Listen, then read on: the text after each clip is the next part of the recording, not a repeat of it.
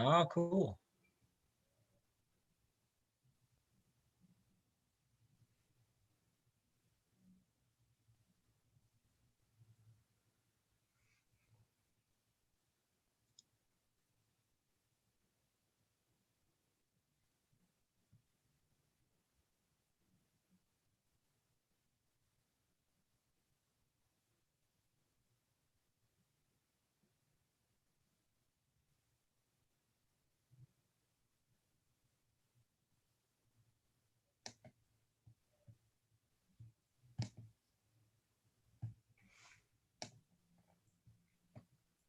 Good morning, everyone, and welcome to Ask the Experts. We are about to get started in about 5 minutes. We're going to allow some time for some folks to jump on. So you all just hang tight. If you have time while you're tuning in, please share. Please share. Invite your friends, your neighbors, the folks you like, the folks you don't like. Invite them all, and we will get started in about 1 minute to allow time for everyone to share. You can follow us on YouTube at Ask the Experts. And so we are looking forward to chatting with Mr. Kirk Vidrine on today. And so this is going to be exciting. He's going to talk to us about eating healthy. Oh God, he's going to talk to us about corporate wellness. And he's going to give us some accountability. So put your seatbelts on. This is going to be fabulous. Looking forward to it.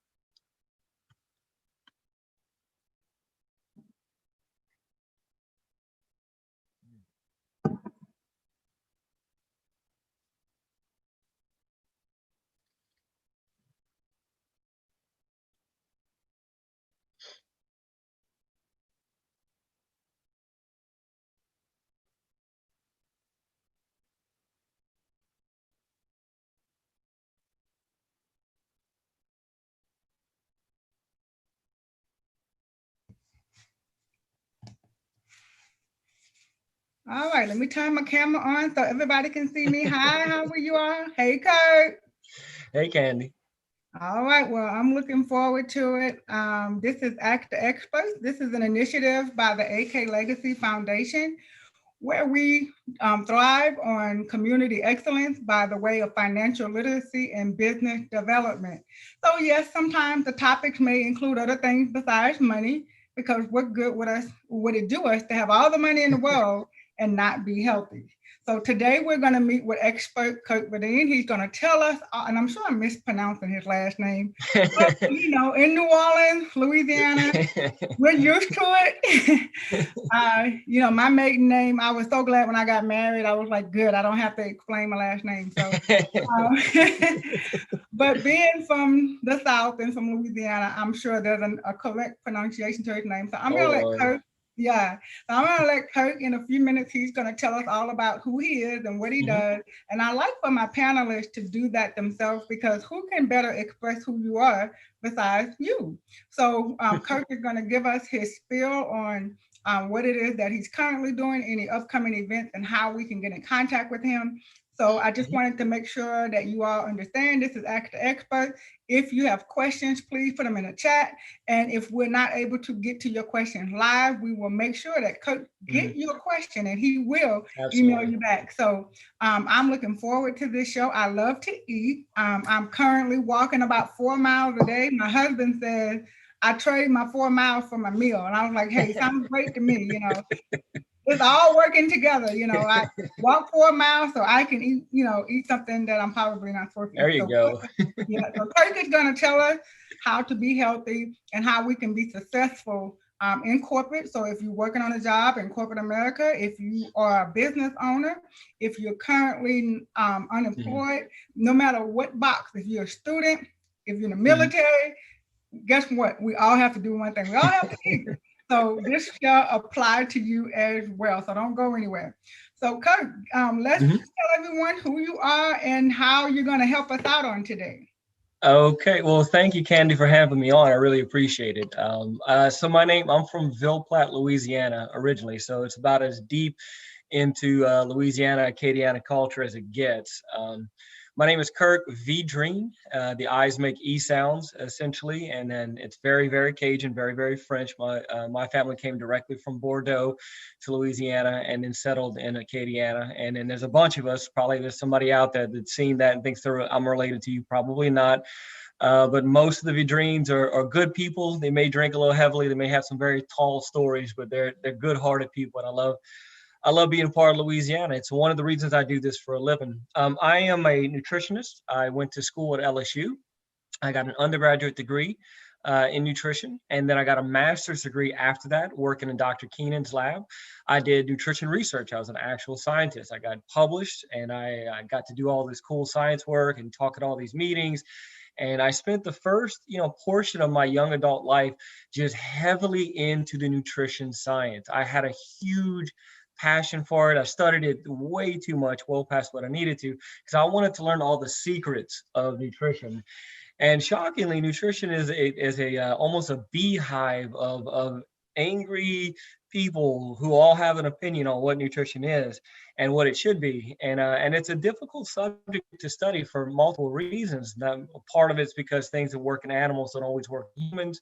And also because when you do research on humans, they're not always accurate. Sometimes they accidentally lie to you about what they're eating and that sort of stuff. So we have a lot of challenges, and we're a young field, but there's a lot of things we do know. And so I spent the first part of my career essentially in education, in academia, learning this stuff. And I realized very quickly that I did not like working with mice and rats all that much. They're not very nice. They tend to bite. I did the science of nutrition is a lot sexier when you're reading about it than actually doing it. So I decided I wanted to work with humans. And so I went off on my own. I was a personal trainer for a long time. I taught a little college. And then I went into the corporate wellness field. I'll explain why I did that in just a minute. But I ran Shell Oil's health department here in Louisiana for about 5 years. And then after that, I've now opened up, like everybody here, or most of your people I think listen to the show. I'm an entrepreneur, and I essentially bring nutrition and corporate wellness to businesses and people in South Louisiana. And I think some of the things, so it's been great. I've worked with a lot of people over my career. I have to say, everybody from pro athletes and bodybuilders to soccer moms and donut dads and everybody in between. And I really, really love working with people. I have it's just a wonderful thing. And there's so many struggles when it comes to nutrition and good health, and so many controversies. My goal essentially when I work with people and companies is initially to demystify the science of health, in particular nutrition, because that's my expertise. And then from that, the more important thing, make practical, actionable things that you can do to put in your life to actually succeed with changing your health so that all of us are happier, healthier, and more productive. So in my time, I think that I've gone through a lot of stuff that we'll talk about today to show that there are specific things you can do in your own life and in your work environment that has an actual impact and isn't just a good idea. A lot of people in my field are good-hearted people, well-meaning people, but they tend to either get stuck in the weeds on the controversies, or they tend to give impractical advice and ideas, things that sound good on paper, but in real life tend to fall flat. I think it's really important for us to try to find ways to be very successful. And if you'll let me get on my soapbox, Candy, I'll explain why. Okay. So I got in this field because of a specific paper and a number that came out only a little over a decade ago.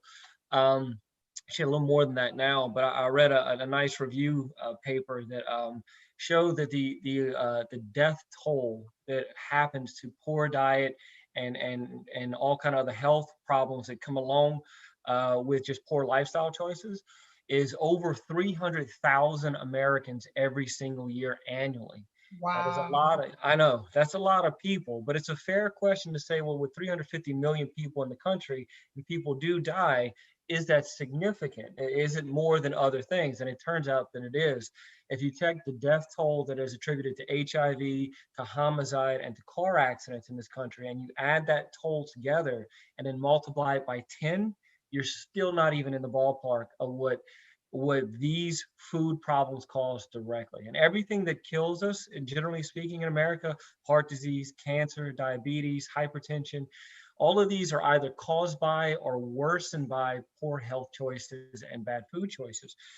So it shouldn't be a big problem, because back in our grandparents and our great grandparents, they Right. ate mainly just real good, healthy food, and they worked a lot, very physical labor kind of things. But this has completely changed in the past 50 years.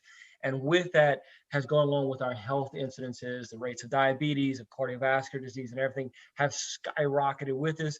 And particularly with earlier trauma, we're seeing the smears of heart disease are showing up now in 10-year-olds, where they're seeing this, just the beginnings of atherosclerosis.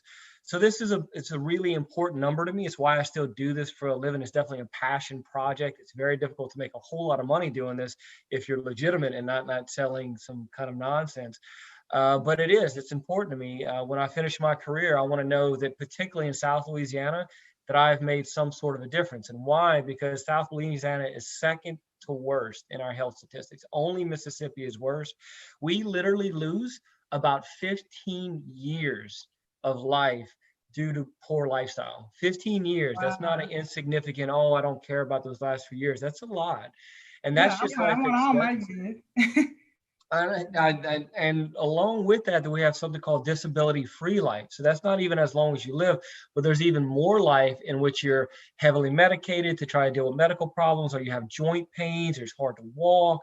All these things are even more years of your life to which you don't live well, even if you're alive. So the goal, of course, is for people to live not only longer lives, but healthier lives along with it. We'd all like to make it into our 90s and spry and doing well. And there's cultures that have done this. So it's important for us to take lessons from these cultures, to take lessons from the research that we're confident in, and find ways to implement that into our system. Now, that all being said, I've been a nutrition expert of sorts for more than a decade. And what people usually like to do is ask me a lot of questions. So I do welcome tons of questions. My favorite part of every speech that I give is the question and answer portion, because I can talk about things from fasting to supplements to all day long. Those are interesting, because those are gonna be some of our questions. We're gonna talk about being healthy is successful. So for even though this webcast will be for anyone, but I want to kind of focus in on those that are working. And one of the questions, or one of the situations that I run into a lot, is that we're entrepreneurs. For entrepreneurs, we're, especially now with the pandemic, we're really honed in on this computer all day. We're trying to meet deadlines. We're getting this, putting this order together. We're talking to this person. We're on the phone. Right. The next thing you know, it's 4:00. Have not eaten. Hadn't even thought about eating. And so now we have to be somewhere for 6:00. We really don't have a lot of time to do any cooking. So on the way, what do? We zero in on whatever we find and we get our hands on. So for working people, what is your tip?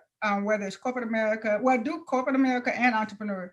What is your tip on being, eating and being healthy? Not just eating, but eating healthy.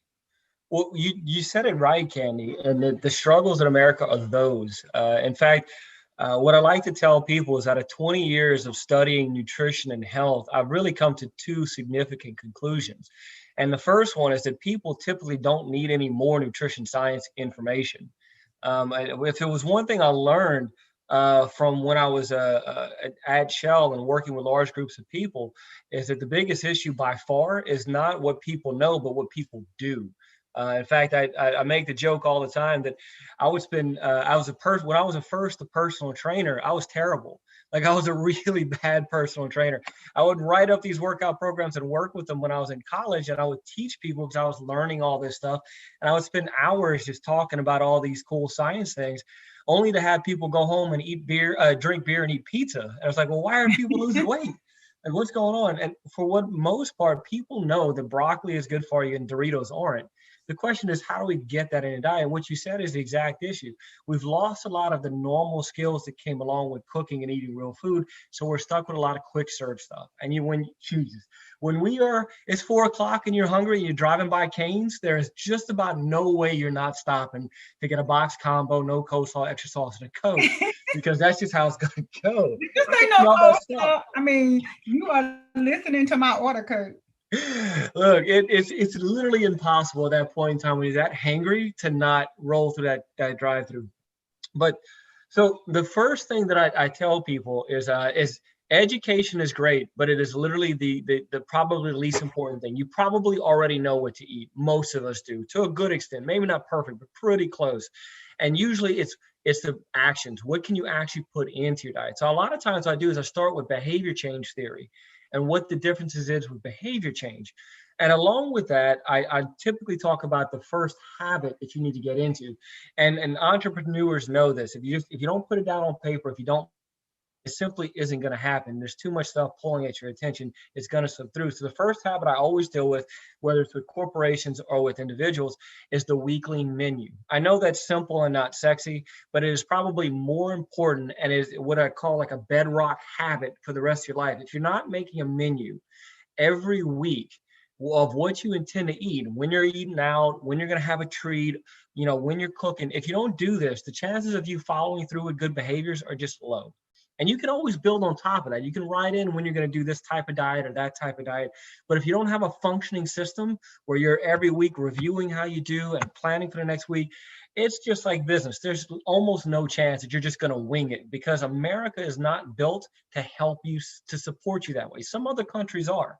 Places in the Mediterranean, places in North Africa, places in Latin America and in Asia, their cultures are built for good, healthy living and good, healthy behavior patterns, including good food, but not here. It's actually pushing against you. So if you're going to have to swim upstream all the time, you're going to have to plan ahead. So the very first thing, if you want to be successful, is planning a weekly menu, regardless of what you know about nutrition and what you're going to plan. Just the practice of doing that is going to make a big effect. And let me give you an example of this in research. So to kind of link this, he did a study on weight loss. And I know I'm going to get a little grief for this, but what they did is they had people simply stand on a weight scale. And some people stood every day on a scale, and some people stood once a week, and some people stood once a month. The people who stood on a weight scale once a week lost 3 times more weight than the people who did once a day, than those who stood once a week and once a month. Now, I know weight scales don't take body fat and not perfect, and there's all kind of issues. I get that. But the point of it is not perfect body composition. The point of it is sort of a kick in the butt. It's no different, in my opinion, Candy, than looking at your bank account every single day. You may not make any more money, you may not have any more expenses, but if you look at your bank account every single day, I'll bet you have more money at the end of the month. This is sort of what the weight scale is. It's a source of accountability. So the fact that you're paying attention seems to drive behaviors. And in nutrition, science is great. Behaviors seem to be more important. And so that's one of the things, that accountability, whether it's to a person or to a thing or to a program or to your spouse, whoever can keep or whatever can keep you accountable, an app, that is huge. And that was going to be one of my questions. We won't call the names, the different programs, and I believe you have one as well. Different programs where you can subscribe and they hold you accountable. Mm-hmm. And then we have friends and family. And for me, like, I have an accountability partner that I walk with. And if she doesn't call me sometimes, I'm like, okay, good, I can hit the snooze button. And as soon as I get ready to roll over, she's ringing my phone. I'm like, ah. Right. So do you think it's better to have a person as an accountability or an app? Some of the younger people prefer apps. Right. I probably would just snooze it away. So what is your recommendation? Well, so let me get that in 2 parts. The first part is it's very individual based. Some people need a person to check into. Some people, an app is enough. And the benefits of having an app is it's right in your face all the time, and it's easy, and it's usually cheap. And a person, it's just harder to get a hold of. They may be flaky too. And a professional may be expensive. But I find that to be very unique to the individual. And it's not a matter of perfect. It's a matter of whatever works for you, regardless of what the science may say. If it works for you, it works. And that's all that matters. Now, that being said, let me point out one significant finding in behavior change science that I think is important when we're doing this. Whatever accountability partner you have and whatever behavior, whether it's exercise and nutrition or whatever it is you're trying to do, there's research that shows that one of the biggest problems is we try to change too much at one time. And we all know this. This is sort of the thing where, like, you get fed up on like a Thursday morning. You look in the mirror like, all right, I'm done with this. I'm not gonna, I'm not living like this anymore. Come Monday after the, Tulane LSU game, after the Saints play, I'm totally getting rolling on Monday morning. And when we do that, we're not just going to change breakfast and eat a better breakfast.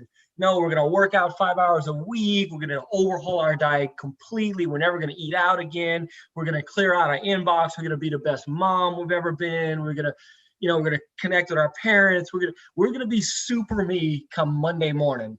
And then by Wednesday afternoon, it's like, the heck with all this nonsense. Where's my glass of wine? I'm done. I'm just finished. And then we start a bad cycle of doing that over and over and over again. What research has found that when people try to change one behavior pattern at a time, they actually have an 85% success rate. That's super high. But as soon as they move to 2 behaviors, it drops to 35%. And wow. 3 or more behaviors, it's as low as below 10%. Now, in my experience with working with people, they tend to try to change about 10 to 12 things all at once. And that is simply far too much to be successful. What I like to teach people is to stack habits. So once you create a good, healthy habit and it's solid, then you can add another habit to that habit and just sort of build on that one at a time. Now, a lot of people tell me, well, look, I got a lot of things I need to change. I'm not happy about. 1 or 2 or 3 habits is simply not enough. I don't have all my life to do this. And what I tell them is, look, I understand, but habits have a ripple effect. If you start sleeping more, the chances are you're going to be better at clearing your inbox. You're going to eat better because you're not, hangry. You're probably going to work out more. There's a lot of side effects that comes to that one habit. So eating better, working out, being financially sound, any of these things have ripple effects throughout the rest of your life. So you don't have to try to fix every single thing, but focus in on big, powerful habits that have big effects and nail those. And then you can always add more. Right, and I want to ask something so we don't lose it. You said sleep more. Oh my gosh! Like I actually on my fitness watch, I put a timer in there to let me know, you need to go to sleep. And and doing that don't always work. So I hear the word sleep a lot. So do you honestly believe that sleep has something to do with the way we eat, the way we think? So is that in with nutrition? It shockingly does. Now it's not a 1-to-1 ratio. It's just so in science we have causal effects and then we have just correlated effects. I'm sure everybody kind of understands what it means. But what we generally see in the research is that people who sleep less in general tend to have poorer health habits and tend to have more health problems and higher weights and that sort of stuff, more body fat percentage and that sort of thing. And there's probably a couple reasons for that. There's been a little bit of research that suggests higher levels of cortisol, reduced effectiveness for the body to handle insulin and sugar. We could talk about insulin and sugar and carbohydrates. It's a big topic people like to hear about. But that seems to go down, at least in some people, some of the time. But probably the biggest reason is when you get less sleep, you simply feel worse, and your chances of making good, healthy food choices go down, because much of the issue in America with our food is simply emotional in access. You're tired, you're stressed, you're frustrated, and a lot of times that'll be a relief. We'll use food as a way to relieve that stress, the same way people might use alcohol or cigarettes or something else. And unfortunately, we're not typically using apples. Like, we're not going to a spinach sandwich as a salad as a way to relieve our stress. It's typically, or for me personally, it's purple bag Doritos, because that's the best Doritos and everybody knows that. And a Coca-Cola Classic. Well, that's going to be an argument because I'm going to go with blue. You are so wrong, Candy. That is shame on you. Purple bag's the best. But my point is that most of us don't lean towards super healthy food as a way to deal with emotional, stressful problems. And so we end up snacking or getting in foods that are unhealthy. And that typically replaces, not only is it more calories and less healthy food, but it tends to replace good healthy food in our diet at the same time. So that is one of the biggest issues, and getting more sleeps tend to help with that as a general rule. Okay, so let me ask you this question. Getting more sleep, exercising. I have a dear friend of mine. She is a fitness instructor. Her name is Felicia, and she has a book called Soul Fit. And in her book, she talks about finding what works for you as far as exercise. Like, I don't like burpees and I'm not doing them. And I don't know what says, I'm not doing them. And so she said, well, if I would find something that I like, I would stick to it. And so that's true. Right. I love walking outside. I don't like walking inside. So I Right. do find that I do that. So with her philosophy on exercise, do you think that works with food? You know, like, because there are certain foods that we like. Do you think if we ate the food that we like, we would be more consistent in developing the habit? But there got to be something healthy, because we can't just eat purple and red Doritos and make Dorito types. Yeah. So one, I love Felicia. Tell her she's awesome. And that is, I agree with her 100%. In fact, I talk about these places called the blue zones, and I highly recommend anybody go and look these places up online. And there's a whole website on it where they're the cultures in the world that live the longest, healthiest lifestyles, living more than a decade than most Americans. And they don't do any traditional cardio, weightlifting exercise. They just move all the time. They average over 14,000 steps a day. We average somewhere close to 3,000 or 4,000 steps. It makes a big difference.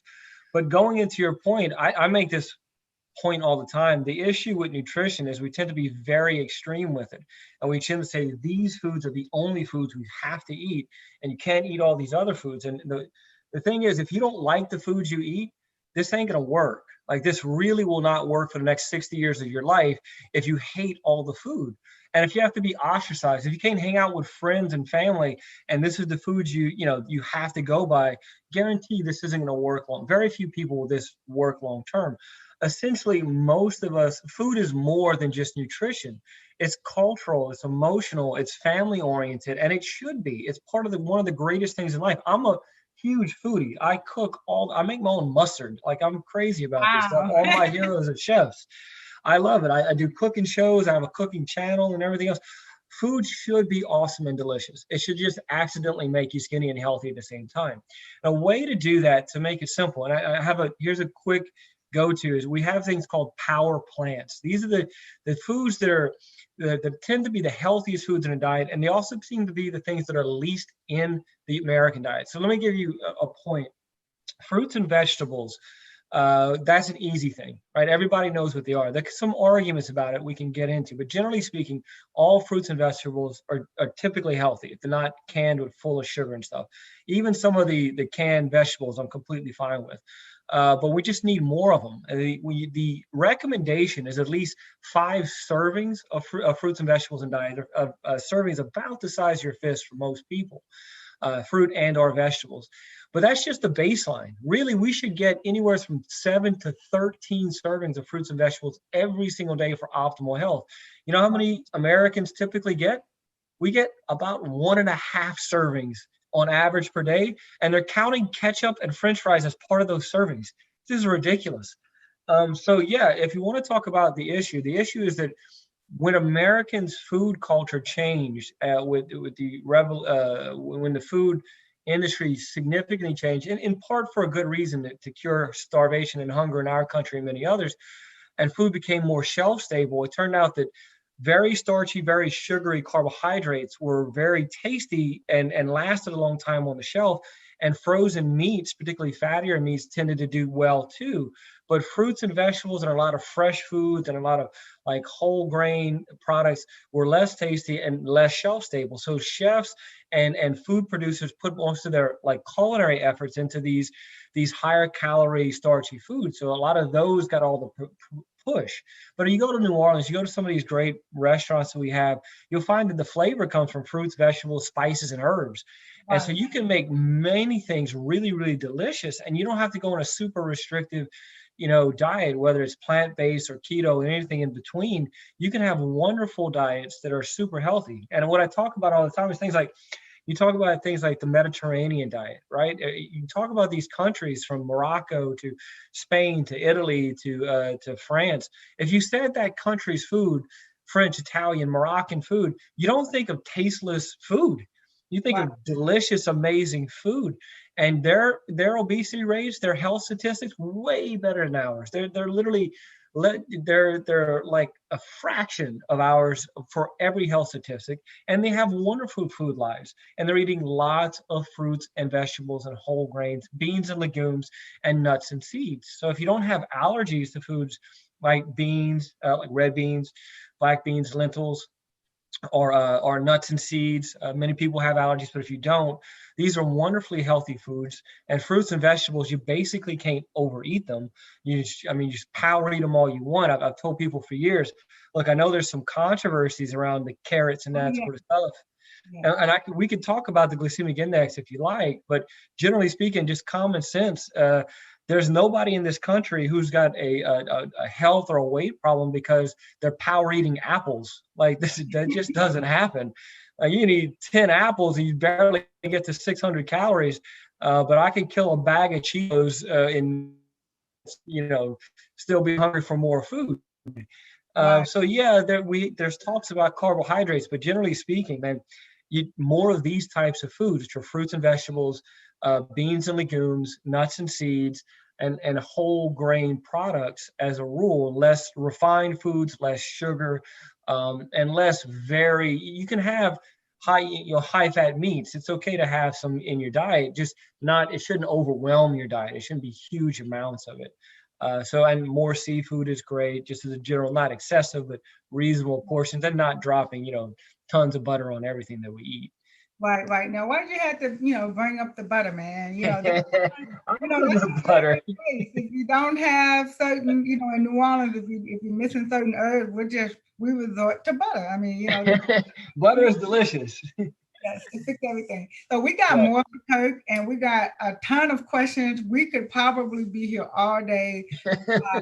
So many different things we want to get into with Kirk. We're going to kind of be a little controversial. We're going to find out if the food we're buying, is it all part of, some big conspiracy? Everybody's getting rich because we're eating all the junk. We're going to talk to Kirk about what he recommends as far as exercising and dieting. I heard him mention keto, the Mediterranean. There are so many different things out here. Now you can buy this magic portion and lose 100 pounds in 30 days. So we're going to talk about that. Those are going to be some of the things we're going to talk about. I just wanted to bring you guys attention. Some quick announcement. I'm going to share my screen really quick. On next Wednesday, on Ask the Experts, we are going to have our author spotlight.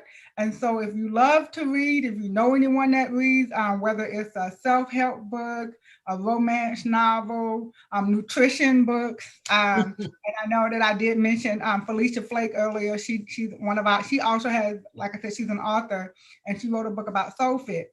And so there are different books that you can read about. You can read a book about anything, even if you don't have a paper book, it could be on Kindle. So next week, you want to grab your favorite book. You want to come on. Kitty Arsenault, she is going to host next week. She is she's on our foundation board. She is our director of affairs, but next week she is going to be spotlighted as well because she is an author. She's a 7-time author, and she's going to host the show next week, and she's going to have some phenomenal questions and answer session. And so I'm asking everyone to set your reminders. It's every Wednesday, 11 a.m. Central, but you definitely want to tune in next week. And so in the meantime, we have a slew of events on our website at aklegacy.org. I'm going to make sure you guys have our website before we end today, but we have some awesome events coming up for the month of November, and we're currently working on our December and January calendar. I do want to remind everyone, our foundation annual weekend gala is April 9th through the 11th. It will be hosted in Dallas, Texas this year. We're praying that we're going to still do social distancing regardless, but we are praying that the COVID virus is gone. I mean, we're just praying and believing that we're going to get a handle on it so that we can get back to friends and family, food festivals. I had to slide that in there because, being from the South. But I do want to let you guys know, go to our website, check out our events. And most of our events, if not all, except for maybe one or two, are all virtual. So you can watch from anywhere in the comfort of your own home, on the go. You can tune in. So go online, check it out, and register to be with us. All right, Kirk. So we're going to put you back in the hot seat. So I'm gonna give you two things and you kind of take it from there, then I'll come back and we'll maybe ask maybe one or two more questions before we conclude the show for the day. But I want to ask you the controversy. I mean, it's like an all-out war when you mention keto. No, you shouldn't do keto. You should do the Mediterranean. No, you shouldn't do the Mediterranean. You should do a liquid diet. You should do this. I mean, it's like, okay, you know what? How about I don't do anything? So what is your recommendation on dieting? I prefer the term healthier lifestyle, but to meet the masses, we're going to talk about dieting. Then the second thing, could you tell us a little bit about meal prepping? We have another board member, Felicia Guimont. She's a chef. She's a celebrity chef. Oh, cool. And so we have one that tell us to exercise, and then we have one that's telling us to eat healthy. So we really, everybody that's in the foundation should be fine as wine. I don't know. But Felicia does a lot of meal prepping for athletes. So, all of us don't have, that $2-3 million lying around for a meal prep budget. So give us some tips on your recommendation for dieting and for meal prepping. Okay, well, yeah, so definitely the hot seat on talking about different diets.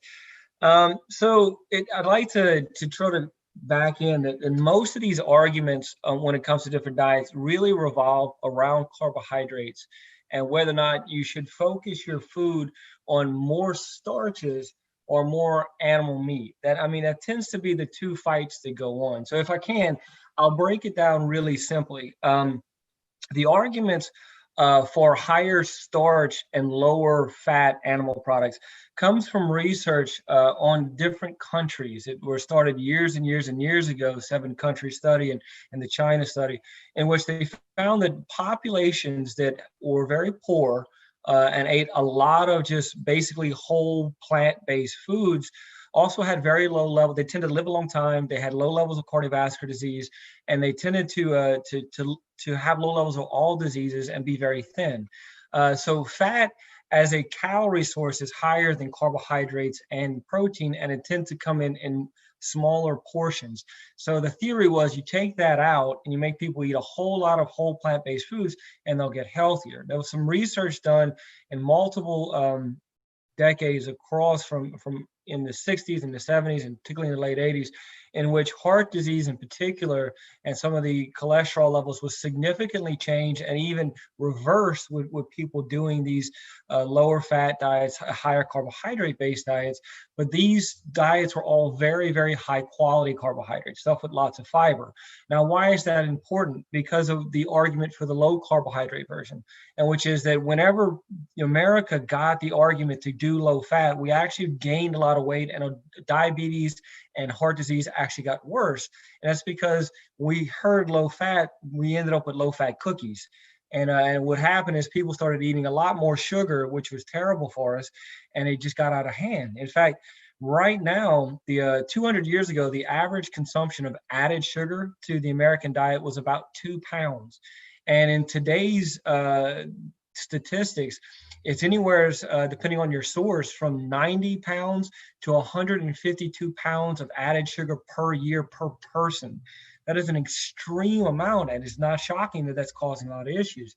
And what happens when you eat a lot of sugary products and highly enriched carbohydrates that don't have any fiber and they're not in the natural forms, it raises your blood sugar levels really high. And then the body fights that by raising a hormone called insulin. Now, insulin's job, it's not an evil hormone, but its job is to remove sugar and other nutrients from the body and put it somewhere else. And if it can't put it in your muscle cells or other cells, it turns it into body fat. It also tends to shut down our fat burning hormone, glucagon. So it makes it kind of a double whammy. You're building fat and not burning fat at the same time when you eat these really sugary foods. So that makes it sound like carbohydrates are really terrible for you and they're making everybody overweight. And I'd say in this country, they probably are. But in countries like Korea and Japan and Italy, where they eat pasta almost every day, those countries have an obesity rate of 3 to 8%, and America's obesity rate is sitting at 40%. And yet most of their diet is is mainly carbohydrates, while America is actually the highest protein eating country in the world. So there's kind of a disconnect. And the reason is just quality of food. I mean, it's very easy to say carbs are bad and protein is good, but broccoli is a carbohydrate and so is Coca-Cola. And chicken breast is a protein and so is bacon. Neither one of these, everybody can recognize that these two different food sources don't have the same effects in the body. And generally speaking, whatever is a protein, fat, or carbohydrate-based food that Americans eat, we tend to eat the higher calorie, worse version, the more addictive version of it. So when we're talking about things like keto, there's research suggesting it's very effective for certain populations, including people who have issues with glucose control. And so that, and people with their specific diseases that keto diet is actually very effective for. So that is beneficial, but there's questions of whether or not long-term keto may have some effects on heart disease and stuff. It's not really sorted out yet, and there's some significant concerns. And I'm sure over time we'll work those things out and kind of find out what is a fair level of that. And the same thing with plant-based, or the sort of the vegan high carbohydrate source. There's a lot of research suggesting if you do that properly, that it's good for you. But if you eat a purely plant-based diet, you are also short in certain vitamins and minerals that could be, they might be an issue, in particular B12. Although most of the American population is short on B12 a little bit, vegans are more susceptible to it, and lack of B12 has a lot of issues. So that is a concept. Sometimes iron. So there's a lot of arguments back and forth. And in my personal opinion, I think in America, the biggest issue is simply, like you said, lifestyle, eating real food on a regular basis. I think most diets are simply better than the American diet is, regardless of what side of the fence people kind of land on. We just need to eat more fruits and vegetables in general. I think the Mediterranean style diet is probably the most sustainable because it doesn't eliminate any food, and it's really based on a lot of high quality food, along with a lifestyle component of eating at the table, controlling the volume of food, and incorporating slower eating and family. But that's just one example. And that style, we call it Mediterranean, but it's actually been shown, that style of eating has been shown around the world, from North Africa, from Latin America, and Asia. These are all, bit and parcel of the same behavior traits and types of food that was initially found in Crete, in Greece, and was kind of labeled the Mediterranean diet. So I personally like that one the best, but I think there's room for a lot of diets given specific situations. If I was pushed, I would say I would like the Mediterranean diet the most. But I can see arguments for a lot of different ones. And when people get on different diets, I hate to trash a diet, because a lot of people need them and they're very effective and they have a positive outcome, particularly initially for people, that is much better than the standard American diet. And I don't think it's fair just because somebody has a little research here or a little research there, just to throw the baby out with the bathwater. So if I'm going to take a stance, I'll say I like the Mediterranean diet, but I can understand where other diets can be useful from time to time.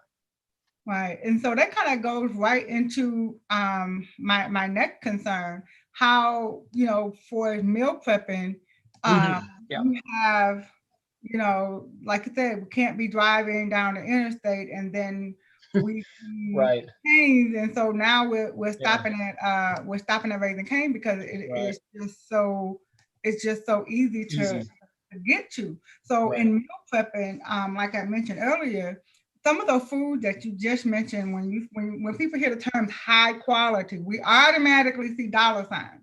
Right. So we talk about meal prepping, that's time. So now we got expensive, we have time.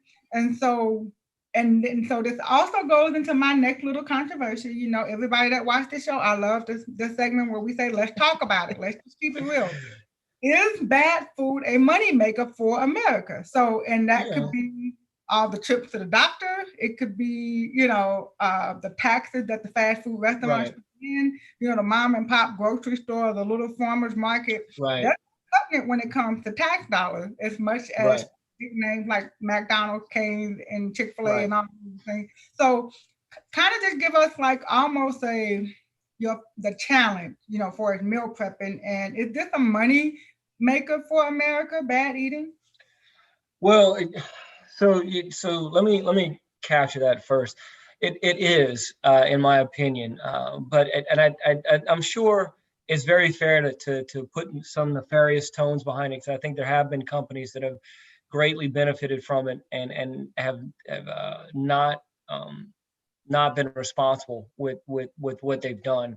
But I worked with a lot of food scientists when I was at school. I took classes with food scientists. What I can tell you is the food scientists were given a really difficult job, and they're good people, and they really do mean to do well, and all of them are trying to do the best that they can.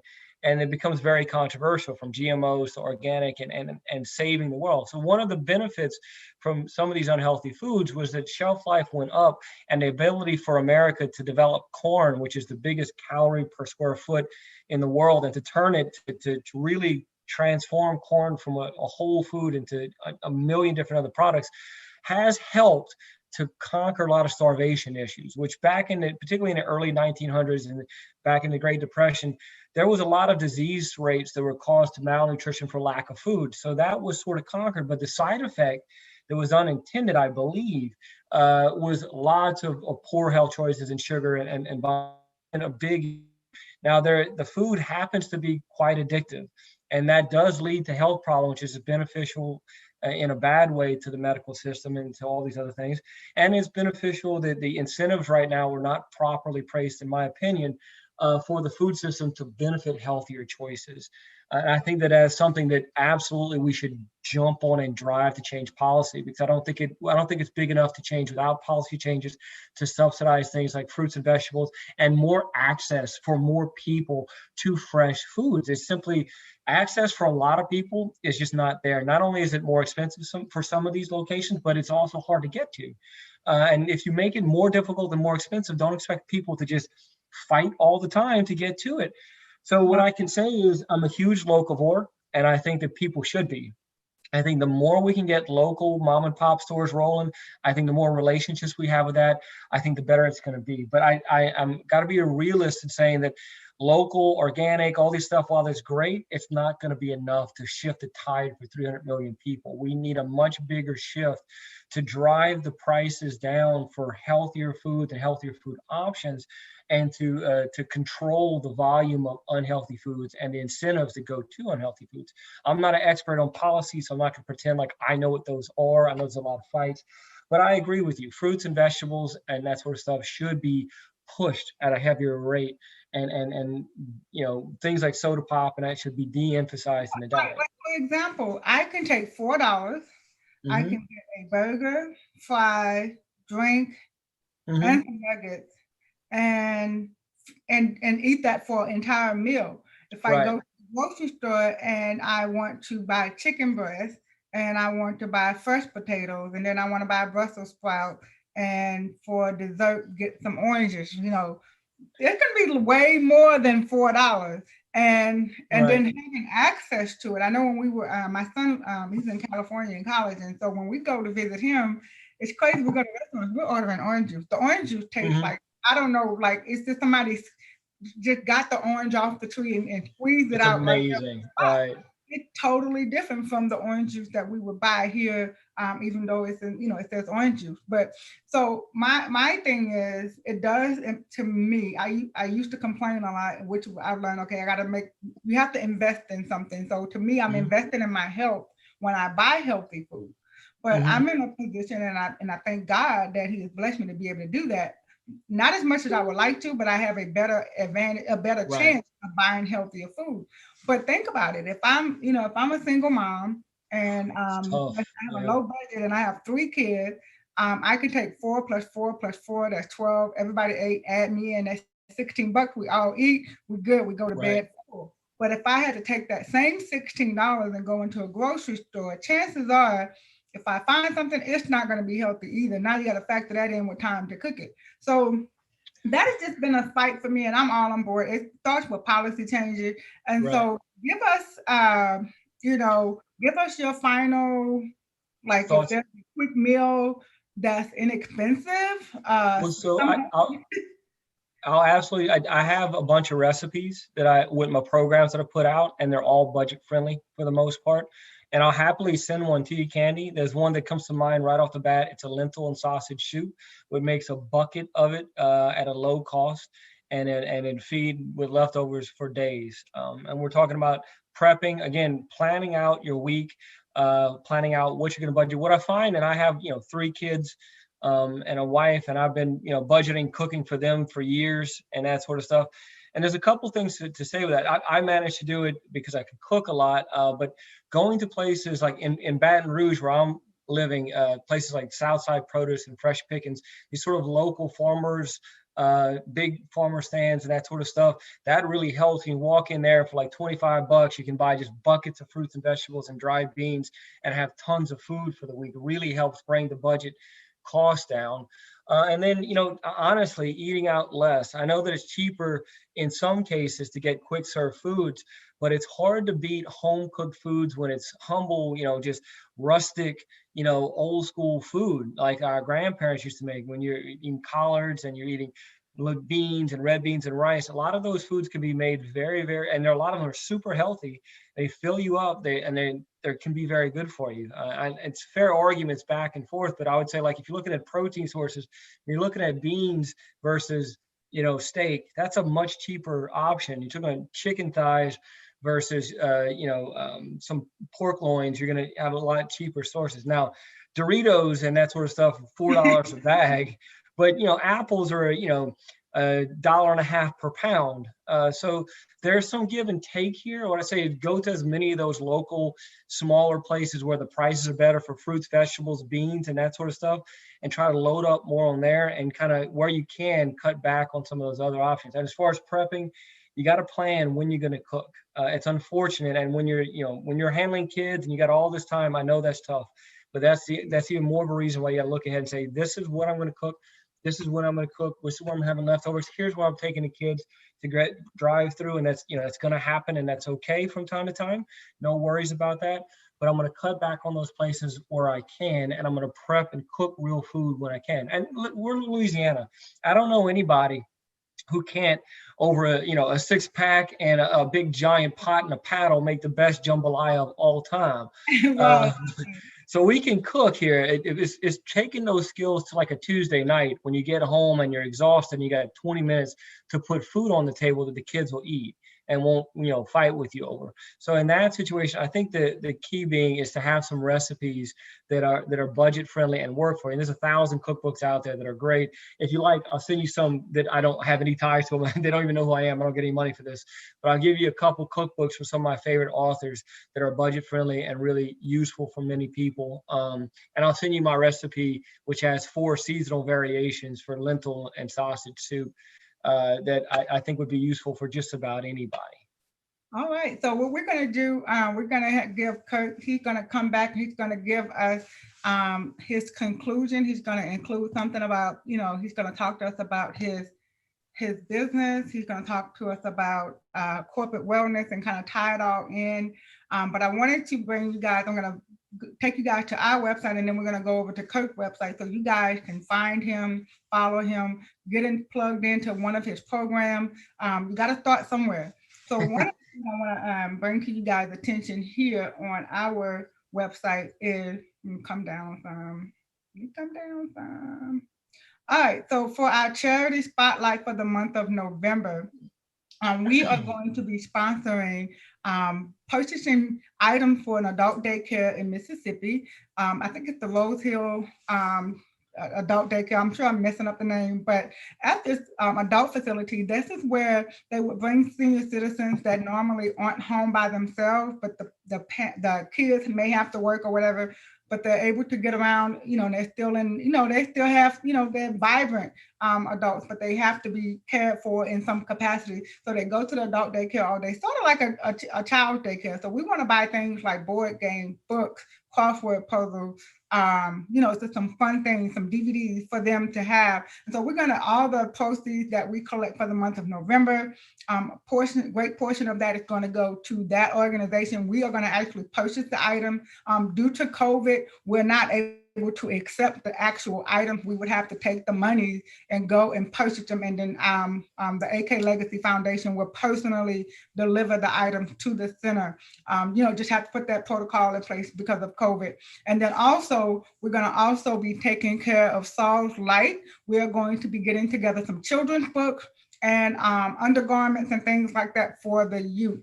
Saul's Light is a NICU support group in New Orleans, Louisiana, where they help those babies that are born premature. And so sometimes these babies are in the hospital 3 to 6 months or even longer, and they have other siblings. So we're going to buy things, not just for the babies in the NICU, but for their sisters and brothers. So we're asking you all to go to our website, give a donation, and these contributions will be applied to these two charities for December, so they can have a brighter Christmas. And so we thank you guys in advance. No amount is too small, and definitely no amount is too big. And so we are continuing in the work, and part of our efforts brings a show like this, Ask the Expert, where normally we would have had to pay Kirk for a consultation, but he came here of his own kindness, and we appreciate that from him. So in exchange for the information that we share here at Ask the Expert, we're asking you all to make a donation to the charity. And then follow us, keep up with us. We will be broadcasting when we go and do the delivery so you can see where your money goes. I promise you to see the smiles on their faces. I am anticipating it, and I'm thanking you all in advance for helping us make that possible. And so you'll go over to our website, and then there's more information there about how to get more involved. And so let's hop over here to Kirk's website. Be Well Solution. He's healthier, happier, more productive. Doesn't that just sound like the dream? You can make it a reality. Go to his website, click on Learn More, find out what it is that Kirk does, because we know Kirk knows his stuff. Oh my gosh. Is it lunchtime yet? I mean, we're going to start making these people that come on the show with all this food, we're going to have to make them start sending out samples so I can let you guys know if, how it really goes. Kirk has some things on here about getting in shape, getting well, and getting fit. Go right here, get in touch with him, put your message in there, let him know that you saw him here on Ask the Expert. And Kirk is going to get me a recipe. I am going to post that on our website. Today's Wednesday. Give me till Friday, guys. Y'all already know how you go roll. So let me get the information from Kirk, and I will post his recipe on our resource tab. So let me go back really quick, because I know people be like, well, what do you mean? Right here, you see this tab that says resources. I am going to include Kirk's recipe here. He's going to give us something that's quick and easy and healthy as well. So Kirk, we are going to turn it back over to you. Let me make sure I don't have any other announcement, because they'll be getting on me. And they'll be like, you didn't make the announcement? Okay, yeah, we're good. All right, so Kirk, what I would like for you to do is take about 2 or 3 minutes, give us your final closing. If you were a preacher, I would tell you, give us your closing remarks. So just pretend you're in front of a congregation and you want to give us the final, your closing remarks. Let us know anything that you would like us to know about you. If you have an event coming up, any specials, or any final words of encouragement, whatever you want to talk to us about, you will have the last 2 or 3 minutes. And then I'm going to come back, guys, and close out the webcast for today. And I certainly want to thank you all for tuning in. And don't go anywhere. We always have a bonus at the end. All right, Kirk, back to you. Oh, well, thank you, Kane. For one, that's awesome. I love the work that you're doing. You're making the world a better place. We need more people doing that. Lord knows we do. Well, yeah, I'm not doing it by myself, though, Kirk. I have an awesome team. We have a board member. We have a board of advisors that's awesome. And we have our Women in Business group. They are really the pushing, driving force behind our organization. We have 2 things that we do. We have Ask the Experts and Women in Business. Our Women in Business organization is kicking butts out here. So I want to give accolades to them, and we thank God for the opportunity. But go ahead, Kirk, and take us away. That's awesome. That's awesome stuff. We need more of that kind of stuff. Well, just closing thoughts is again, nutrition is great, and I'll happily answer any question you guys want to send me. Just by all means, I love talking about this stuff. But the most important thing is integrating in your life the stuff that you already know is good for you, and it's best the way that you can. As far as my business, Be Well Solutions, we help people and we help businesses build healthier lifestyles. We do that through nutrition coaching and programs. We have a Fit Foodie program, which is 12 weeks, where I coach groups of people and provide menus and recipes and grocery lists to try and help you develop food lifestyles. And we also do a lot of corporate events, and we help build corporate wellness programs with challenges. And what I think is the most popular thing is picked recently is healthy cooking classes that I do either at people's offices or virtually online, sort of like a cooler way to have like a team building event where we get you recipes and we walk you through either cooking it with me or having me cook for people. So it's always a good time. But generally speaking, my biggest is this, we have a big issue with this, and none of the stuff that I put out is a secret. You don't even have to tell people it's from me. Happy for you guys just to take in information and steal it and use it for everybody. We need more voices by a lot.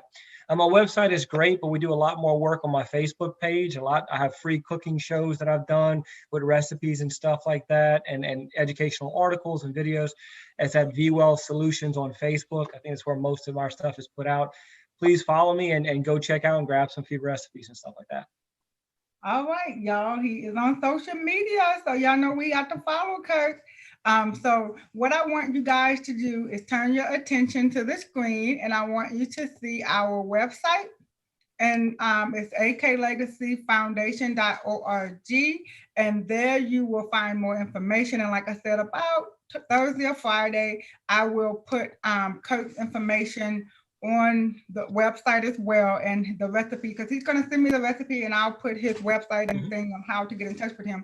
Make sure you do follow him on social media. You can find us also on Instagram at AK Legacy Foundation. You can find us on Facebook. Now on Facebook, guys, sorry, we only have the Women in Business group on Facebook. So you have to be a female. So that's the first qualification. And you just have to want to be a part of an organization. Don't necessarily have to be a business owner. Just have to have a positive mindset and want to be around some positive thinking, forward thinking women. And so one of the things that we're doing, like I mentioned earlier, the month of November, we're prepping for our Christmas gift for the South Light NICU Foundation and for the Rose Hill Adult Daycare Center. And so once again, guys, we're accepting donations at aklegacyfoundation.org. And we want to thank Kirk for taking the time to hang out with us on today. It has been most fun. And so my closing remarks and my words of encouragement to you all is, guess what? Today is a brand new day. You can always start over. It is never too late, never too soon to do the things that God has purposed for you to do. And here at the AK Legacy Foundation, we believe that an informed decision is a better decision. And we want to thrive and work with you so that you can have a better quality of life. What a shame it would be for us to have all this knowledge and not share it. So make sure that you share this webcast and subscribe. Turn the bell on. You don't want to miss the upcoming Actor Experts webcast. Thank you, guys, and you guys have a blessed day. Thank you, Kirk. Thank you, Candy. It was a lot of fun. Lots of fun, lots of fun.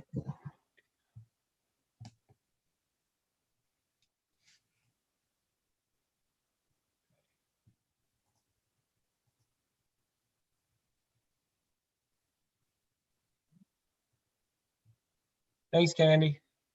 Thank you. Thank you. Have a great day. You too. Bye-bye.